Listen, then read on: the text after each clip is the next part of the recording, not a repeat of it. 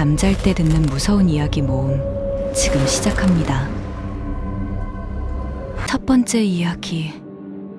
아들의 침대. 한 아버지는 7살 된 아들이 하나 있습니다. 7살 된 아들에게 잘 자라는 인사를 하지 않으면 잠을 설칠 것을 알았기에 아버지는 매일 밤마다 아들에게 잘 자라는 인사를 해야 했고, 그것은 아버지와 아들 사이의 꿈나라로 가기 전 항상 하는 일상이었습니다. 그날도 아버지는 아들이 기다리고 있는 어두운 방으로 들어갔고, 첫눈에 아들이 뭔가 이상하다는 것을 눈치챘습니다.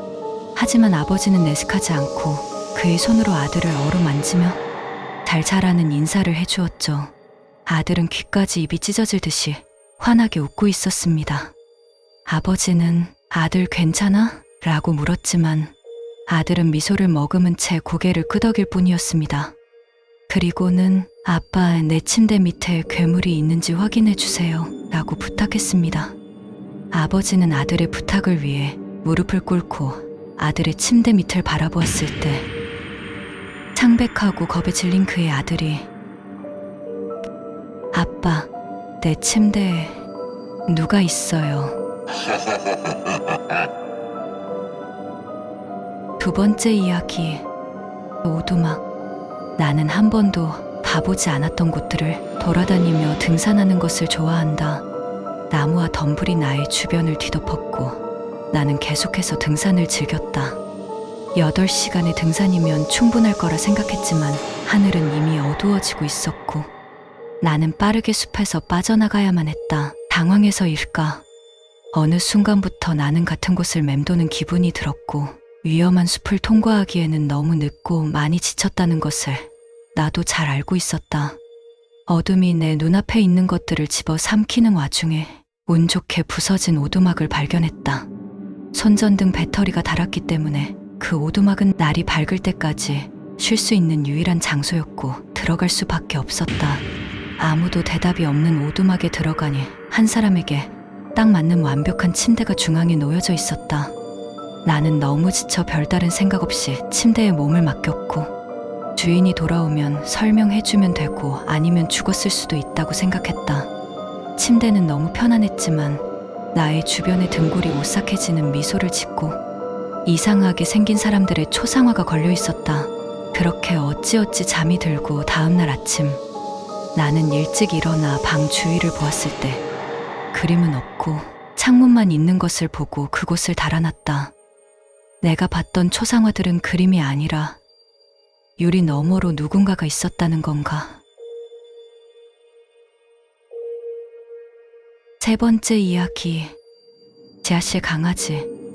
우리 집 지하실에는 한 번도 보지 못한 강아지가 있다. 하지만 엄마는 내게 항상 지하실에 들어가지 말라고 말하신다. 한 번씩 들리는 저 소리가 어쩔 때는 강아지가 아닌 것 같기도 하면서 강아지 소리 같기도 하고 지하실에서 나는 소리가 정확히 강아지인지 확인하고 싶었지만 엄마에게 혼날까봐 그동안 꾹 참고 있었다. 이 이야기를 친구에게 말하니 엄마가 외출했을 때 잠깐 내려가서 확인해보라는 말에 오늘 엄마가 외출했을 때 나는 지하실 문을 열었다. 지하실에서는 낑낑거리는 강아지 소리와 처음 들어보는 기괴한 소리들이 뒤섞여 내 귀에 타고 들어왔다. 조심스레 계단을 내려가던 중 뒤에서 엄마가 나를 지하실에서 끌어내며 소리를 질렀고 나에게 한 번도 소리를 지른 적 없던 엄마이었기에 나는 울음을 터뜨렸다.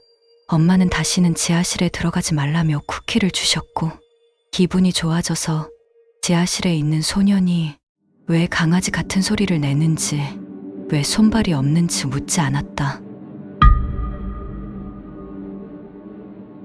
네 번째 이야기. 악마의 집. 아내와 나는 지친 삶을 잠시 내려놓고 시골 변두리에 위치한 낡은 집 하나를 샀다. 생각했던 것보다 집 내부는 많이 낡아 있었고 인테리어를 위해 오래된 벽지를 제거해야 할 것 같았다. 다행히 아내도 내 생각과 같았고 손이 많이 가는 작업이지만 나의 집이 생겼다는 기쁨의 콧노래가 절로 나왔다. 벽지를 뜯는 것마저 과일 껍질을 벗기는 것처럼 느껴졌고 그렇게 작업을 한참 하던 도중 벽지 모서리 아래 부분마다 이상한 글씨와 숫자가 써 있는 걸 발견했다. 그 후로 나는 정체 모를 글씨를 검색해봤고 충격적이게도 벽지마다 적혀있던 글씨는 모두 실종된 사람들의 이름이었고 숫자는 실종된 날과 일치했다. 옆에 있던 아내는 곧장 경찰에 신고했다. 몇 분 후 경찰들은 조사를 위해 집안 이곳저곳을 돌아다녔고 몇 가지 질문을 한 뒤 돌아갔다. 며칠 뒤 아내는 경찰서에서 전화가 왔다며 창백해진 얼굴로 내게 말했다. 경찰이 우리가 뜯은 벽지는 어디 있냐고 묻더니 우리가 뜯었던 것들은 벽지가 아니래요. 우리가 뜯었던 것들은 벽지가 아닌 실종자들의 살가죽이었다. 네 가지 단편 무서운 이야기 오싹하게 들으셨나요? 다음에는 더 오싹한 무서운 이야기들로 찾아뵙겠습니다.